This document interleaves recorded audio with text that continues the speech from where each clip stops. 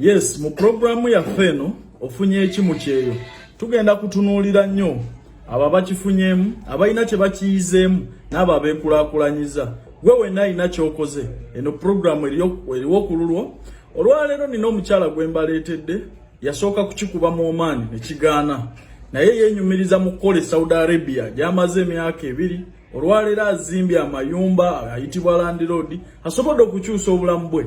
Agenda kuba atuwa ku mboozi ye.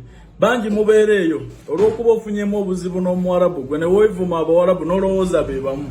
Ono akugamba yasooka mu Oman n'abigezaako ne bigaana mwaka gumu n'ekitundu nga talina kyafunye, n'adda eka n'addamu n'apanga buto. Olwaleero Land Road era obujulizi tugenda kuwulira bubwe. Programu eno kikyofunye ku kyeyo ne Calvin Kayanja.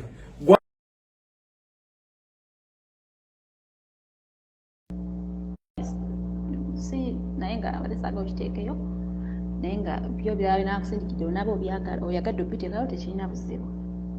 Najja mu Saudi Arabia 2019 January kati ndi mu myaka 3. Embeera yasooka nebeera mbi. Ekyumba kye nasookeramu embeera yasooka nebeera mbi naye nennemerako. Nensaba Mukama, osaba Mukama ono kimu kisoboka. Nensaba Mukama ekyo ekyumba kye nalimu bo bennyini ate be bantunda wano wendi kati. Naye Mukama nanyamba nti kate wendi nasanga abantu abalungi, abantu abatalina buzibu, abantu walanga mwana nkola kimu kikolera mu budde bwange, mpumula obudde bwenjagalira, ndya buli kyenjagala. Wembaga nti nja ssente bwezi banna munyongeze tebalina banyongeza, kale nkyebaliza Mukama. Naye nava ewaffe e Uganda ndi maama, nina abaana 2 tebalina taata, kitaawe yafa. Naye kimu ku byansiikiriza okugamba nti kangende nkolerera abaana bano aze ofuna ebiseera ebirungi eby'omu maaso. Ninga kansooke neerese amasanyu ngende nkole kuba amasanyu tegenda kigaleeta. Nasooka nengendako mu Oman before nga sinnajja eno. Oman nemalayo omwaka gumu n'emyezi 4 nenvaayo nenzirayo e Uganda. Awo Uganda wenabeerayo emyezi gyali bwejja kugenda mu mwaka angoba ku byokujja olwamba nenzija nabo najja embeera teyasooka kuba nnungi. Naye bwekasa najja mugana amaka embeera yatereera. Eyava Uganda nga sirina wadde ekitundu kya bulooka nebaza Mukama nti kati nina ennyumba. Kisoboka okubeera ng'oli Kadama n'okola.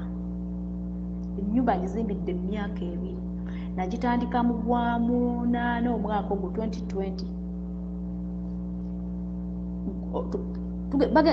Tugenze tuuka mu guno ogw'omunaana ogw'omwaka guno nga maama n'abaana banyumba bagiyingidde. Ate kale wati tennaggwa nti tennateekebwa maliriza naye bayingidde.